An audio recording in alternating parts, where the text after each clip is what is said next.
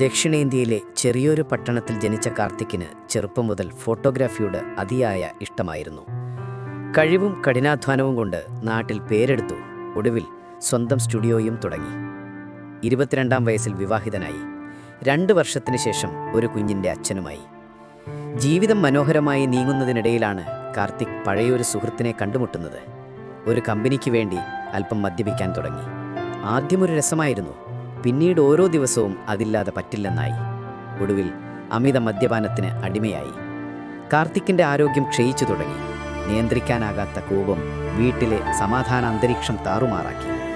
സഹികെട്ട് കാർത്തിക്കിൻ്റെ ഭാര്യ കുട്ടിയുമായി വീട് വിട്ടു.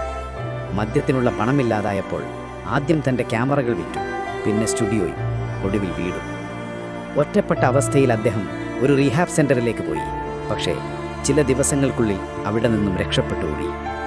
15 ദിവസങ്ങൾക്ക് ശേഷം മരണത്തിന് കീഴടങ്ങി. അപ്പോൾ തനിക്ക് വയസ്സ് വെറും 26 മദ്യമോ ലഹരിയോ ഏതടിമത്വമായാലും ഒന്ന് ചിന്തിക്കുക. ഇത് നിങ്ങളെ എവിടേക്കാണ് നയിക്കുന്നത്? ഇതുപോലെ ഒരു ദുരന്തമായി അവസാനിക്കണോ നിങ്ങളുടെയും ജീവിതം? ഇല്ല, നിങ്ങളുടെ ജീവിതം വിലപ്പെട്ടതാണ്. പുതിയൊരു തുടക്കത്തിനായി നിങ്ങളെ സഹായിക്കാനും നിങ്ങളെ കേൾക്കാനും ഞങ്ങൾ തയ്യാറാണ്.